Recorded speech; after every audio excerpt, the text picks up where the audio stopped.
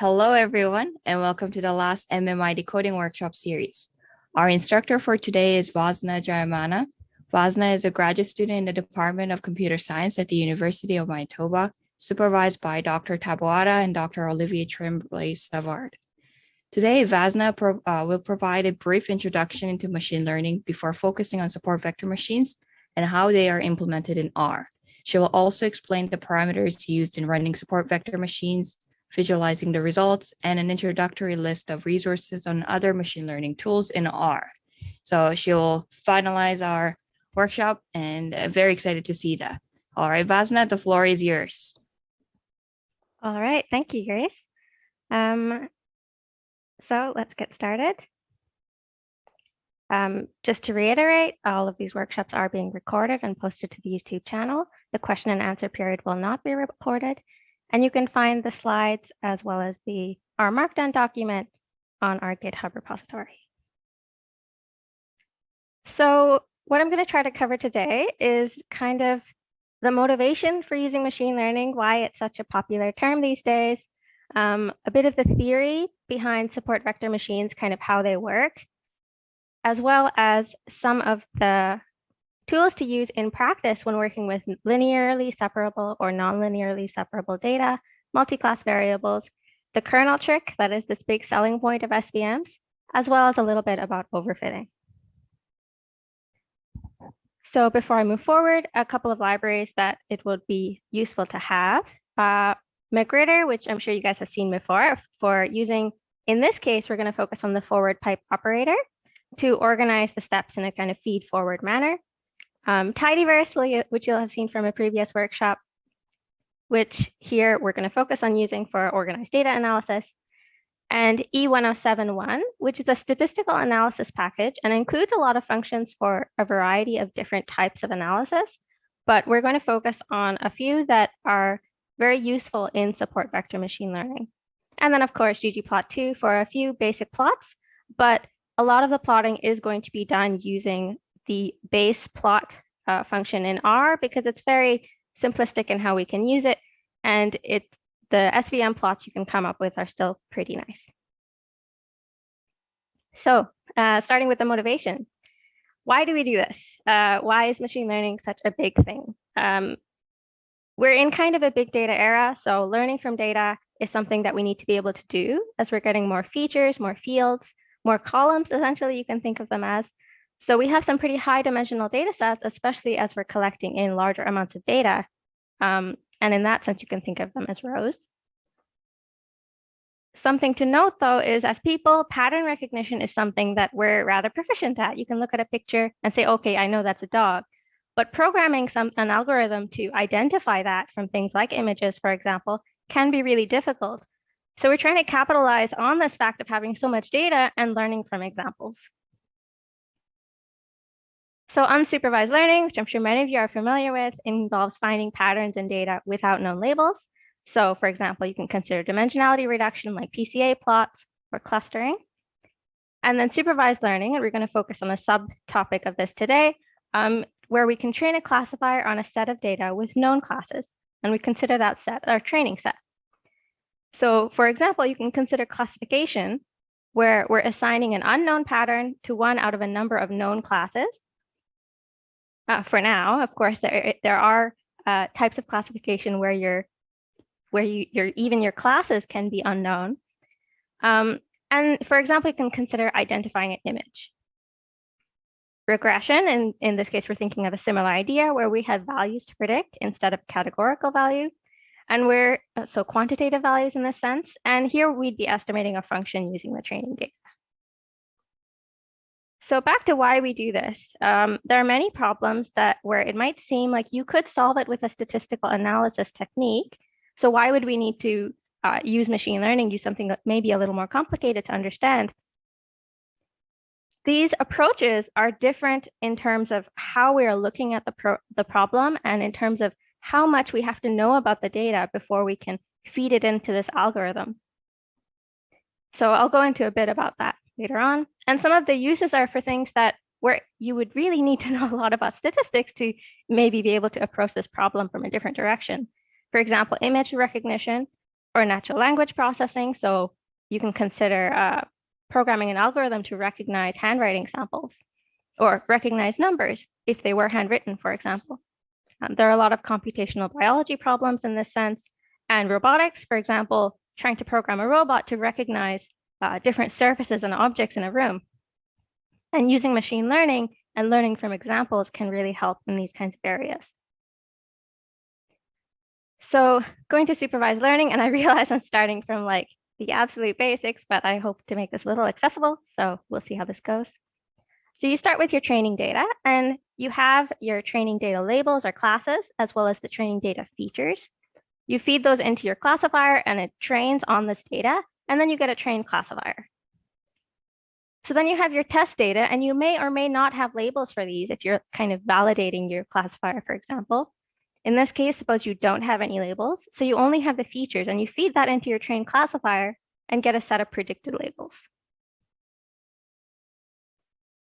So there are a lot of different types of machine learning algorithms, and these range from dimensionality reduction types to random forest, neural networks, and so on, but we are going to focus on support vector machines. These are pretty common classifiers, so there are a lot of different official and unofficial implementations available in a variety of different programming languages, including in Python and R. If you're interested in learning more about Python, I highly recommend looking into the scikit-learn package there, because they have some excellent functions for both plotting and analyzing using support vector machines, for example. So now we're going to look a bit at the theory before we dive right into the function. Consider a data set with excuse me, two classes that are linearly separable in a two-dimensional plane. So you can see that you can draw a line through them and very clearly separate the data, and you want to know what line is the best fit. So you look at this problem and you think, yes, it is a regression model problem. You could solve this using a linear or logistic regression, just looking for a best fit line. But something to think about is that as the data sizes increase, as you get more dimensions, as you get different classes, and it gets a lot more complicated, using a statistical analysis technique that's a little more straightforward might be a little complicated unless you really know what you're doing. So it might be an opportunity to use a support vector machine. So how they work is you're trying to find points in either of the classes that have the largest margin between these nearest data points and the lines themselves. So here you can see the little black lines there indicate the distances between these nearest data points and the line.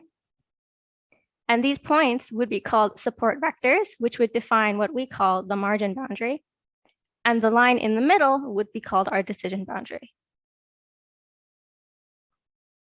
So now looking at the data set, we're just going to work with an R built-in set, the iris data set, because it's fairly straightforward to understand. It doesn't have too many data points, so it's more kind of for illustrative purposes.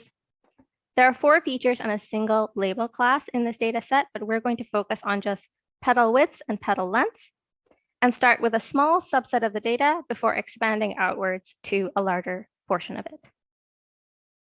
So we're going to start with 2 of the species, since they are linearly separable in the set, and I'll show you a plot about that in a moment. So once you set those classes, you filter, and here you're using the filter function, then select, and using the forward pipe operators. And then we're going to make sure that the species variable is a factor type. So here we want to convert it so it's a categorical data value with preset values.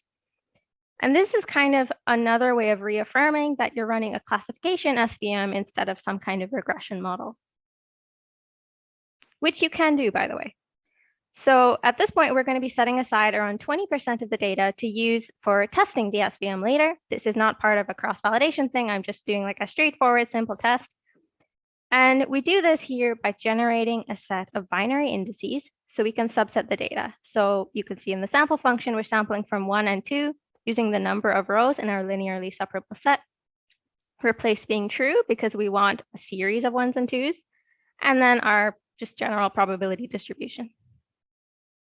So you can see here, sample gives us 82% of the data is going to be set aside for training and 18% for testing. Something to note is that if you want to have the result here always be the same while you're running an analysis, for example, if you don't want to change your distribution, then you can run set.seed just above it and set a seed, which will kind of help it will be a little bit more deterministic. And now you can subset the data. So now, as you can see, this will be our training data set. So you can see here, it is indeed linearly separable. This is just using a ggplot2 function. So you can see you can draw a line straight through, and we're going to try and figure out what is the best way of separating this data. So something interesting to note is the SVM call in this package is pretty straightforward. You start with a linear kernel and a cost value of 10. And we're picking a linear kernel because we know that the data is linearly separable. Kernel selection is pretty important with SVMs, and it has a lot to do with what the data looks like and how well you know the distribution. So something to note about the cost values, these are penalties for misclassified inputs, or those that violate that margin boundary we talked about earlier. So you have a larger cost, you're allowing fewer points in that margin area. And kind of, you can think of it as a hard margin SVM. Here, I put scale equals false because it's not always necessary for linear data. But something to note, while I kept scale equals false for later functions as well, kind of consistency, and also so you could track points a little bit easily, it is kind of recommended to use some kind of scaling when you're looking at nonlinear kernels, which we'll discuss. So that might be an interesting thing for you to try with the R Markdown if you like, just to try feeding scale, which scale takes a vector of true and false values. So you can try feeding it different trues and falses to see how that affects your SVM results. So you can print the model. And then this is for, if, for example, you run your SVM earlier on and you can't remember what parameters you used, you can print the model. And here it'll show you the cost value selected as well as the kernel.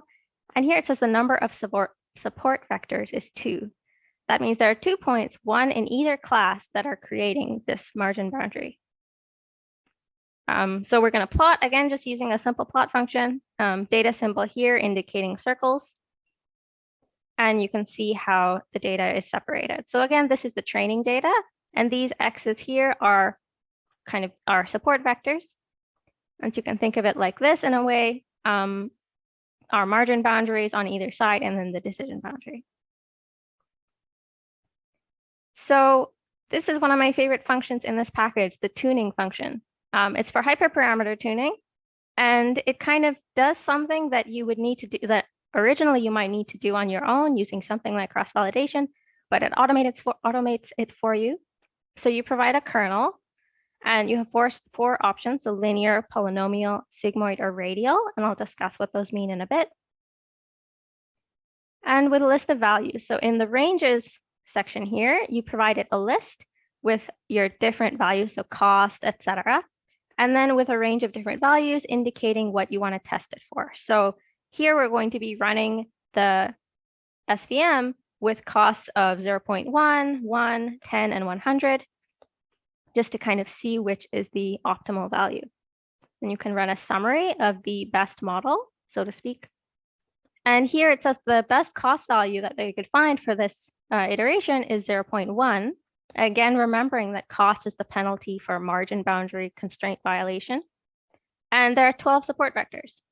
So just jumping right into the next section, what about non-linearly separable data as is a little more realistic? We're going to look at 2 species in one of the species that we have not yet seen in this iris data set, and consider how this is done with SVMs. So when you have non-linearly separable data in, for example, 1 dimension, what you can do is add another feature to move to a higher dimension space, and kind of mapping a combination of other features and then training the classifier using this new feature space, essentially. A nice example I found earlier is this one. So you can see that in a 2-dimensional space, the data is not linearly separable. But as soon as you map it using this kind of series of functions into this 3-dimensional space, you can separate the data using a hyperplane. So back to statistics a bit. If you consider a regression model, y equals mx plus b, where in this case, we're thinking of w as a vector of different weights, the dot product here, wx, is very important in finding what the classifier is. And without getting too much into the math of that, what we're doing in a sense is mapping to a higher dimension to separate the data by taking our X input vectors, mapping to this dimension, taking a dot product of the map values, mapping back to the original data dimension, and then running a classifier.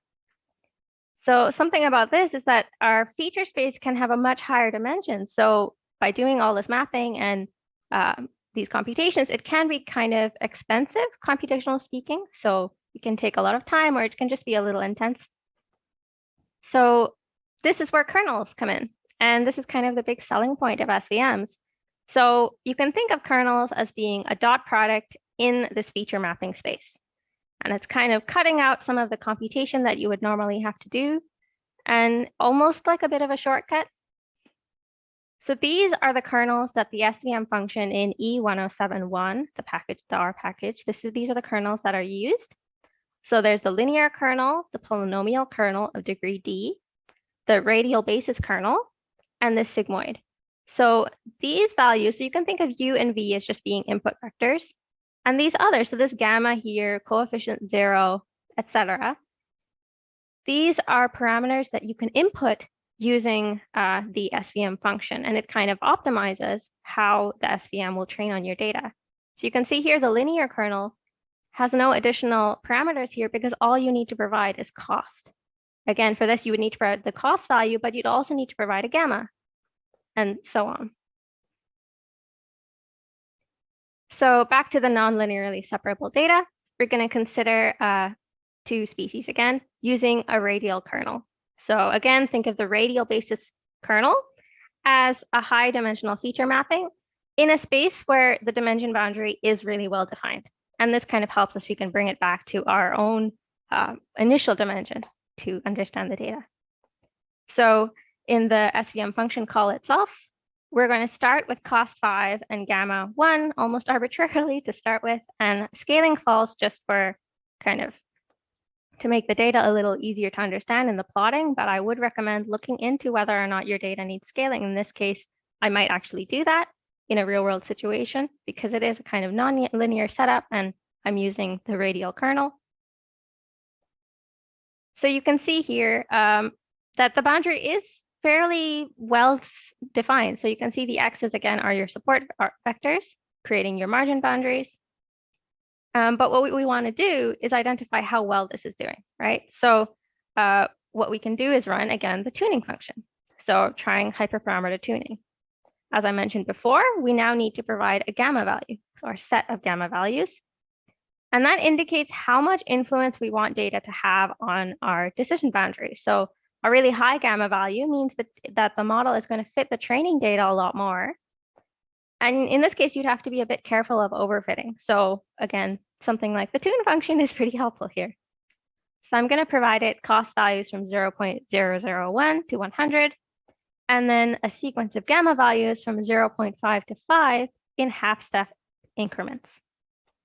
And then collect the summary. And then this is what the plotting function gives us. So you can see it's using a lot more of the data as support vectors to kind of define this margin boundary. And we would want to check in this case if it's using too much, is it overfitting? And that's something we can check for later on.